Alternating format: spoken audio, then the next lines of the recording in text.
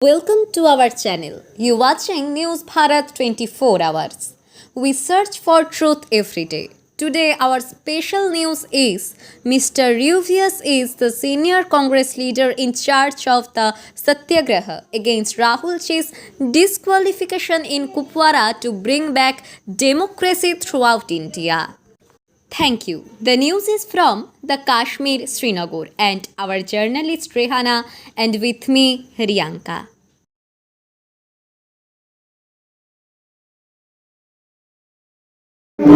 जो आज की प्रेस कॉन्फ्रेंस है वो रवि साहब के इसका इंचार्ज है यहाँ पे, तो लिहाजा मैं अपने साथी सीनियर साथी जो पार्टी ने कुपवाड़ा के लिए डिप्यूट किया है, जिसको पार्टी ने जिम्मेदारी दी, तो जो राहुल गांधी के साथ इनजस्टिस हुआ उसका हम सब लोग मजम्मत करते हैं ज़िले कुपवाड़ा की तरफ से। ये अनकॉन्स्टिट्यूशन है और गैर आईनी तौर पे है, तो हम कतई बर्दाश्त नहीं करेंगे, ना कुपवाड़ा के लोग बर्दाश्त करेंगे।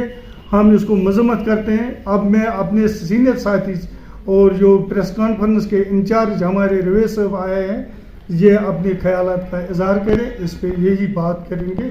रवि साहब। सभी मीडिया वालों का सबसे पहले मैं शुक्रिया अदा करना चाहता हूँ।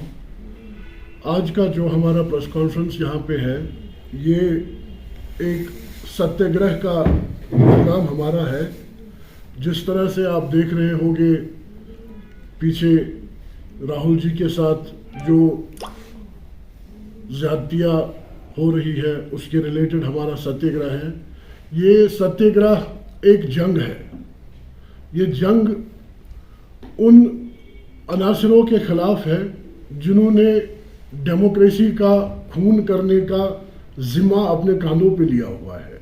ये उनके खिलाफ ये सत्याग्रह है, और ये सत्याग्रह तब तक चलेगा जब तक हमारे हिंदुस्तान में पूरी की पूरी डेमोक्रेसी बहाल ना हो जाए। तब तक हम इस सत्याग्रह पे लगातार और हर बार चर्चा करते रहेंगे। जिस तरह से आपने देखा हाल ही में गुजरात के सूरत के कोर्ट में राहुल गांधी जी पे एक केस दायर किया गया, जिसमें खुद कोर्ट ने जजमेंट दे दी कि हमने इस डिसीजन को सस्पेंड कर दिया। जब उन्होंने उस डिसीजन को सस्पेंड कर दिया, उसके बाद शाम को ही आनन फानन में दूसरा डिसीजन वहां से आ जाता है कि उनकी पार्लियामेंट्री से उनको डिस्क्वालीफाई किया जा रहा है, उनका इविक्शन क्वार्टर का किया जा रहा है। तो ये सब चीज़ें जब न्यायालय ही खुद कह रही है कि हमने अपने ऑर्डर को सस्पेंशन पे डाला हुआ है, और शाम को आप लोग आनन फानन में ऐसे डिसीजंस लेते हैं जो डेमोक्रेसी के बिल्कुल और बिल्कुल खिलाफ है, जिसका हिंदुस्तान एक बहुत बड़ी डेमोक्रेटिक कंट्री है। कम से कम इस डेमोक्रेटिक कंट्री में हम डेमोक्रेसी को ख़त्म नहीं होने देंगे। जब से हिंदुस्तान की बुनियाद कांग्रेस पार्टी पिछले 70 सालों से संभाल के आ रही है, लेकिन पिछले 70 सालों में आप सब भी बखूबी वाकिफ होंगे इस चीज़ से, ऐसे हालात कभी देश में नहीं बने हैं कि आज हालात इस तरीके के बने हैं कि शायद इंसान से डर रहा है। इस खौफ से निकलने की ज़रूरत है, इस डर से निकलने की ज़रूरत है। जितना हमसे हो सकेगा हम लोगों को, पूरे हिंदुस्तान की जनता को इस डर से निकालने की कोशिश करेंगे।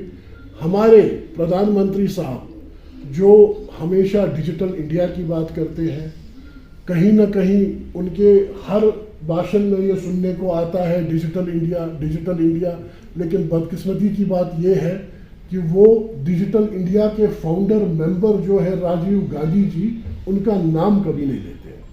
तो हम भी ज़रा उनको बता दें, और आपके माध्यम से एक और बात मेरे जहन में आ गई, एक और बात हम आपके माध्यम से पूरी जनता को बताना चाहते हैं।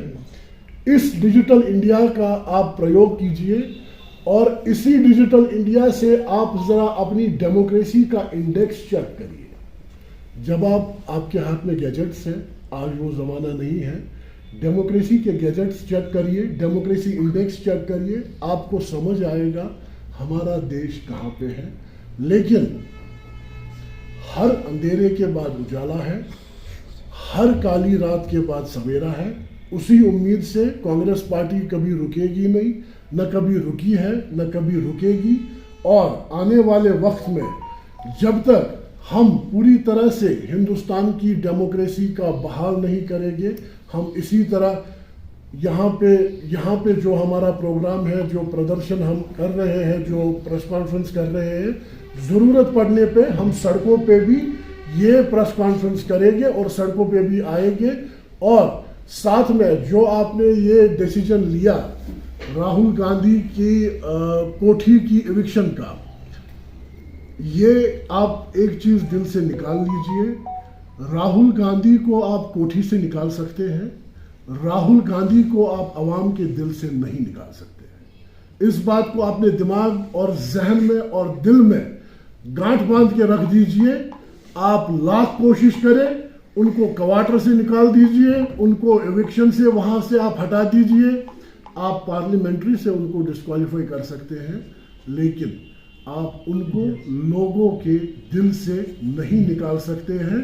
जो मोहब्बत उन्होंने देखी पूरे भारत जोड़ो यात्रा में और जो उनको मिली है पूरे भारत जोड़ो यात्रा में, हम पूरे हिंदुस्तान का शुक्रिया अदा करते हैं। और ख़ास तौर पे जम्मू कश्मीर के लोगों का हम बहुत बहुत बहुत शुक्रिया अदा करते हैं कि उन्होंने एक इतिहास एक बार दोहराया।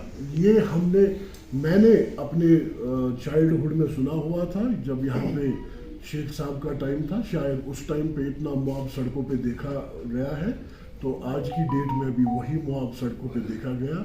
इन्हीं अल्फाजों के साथ मैं आपका बहुत बहुत शुक्रिया अदा करता हूँ। Thank you.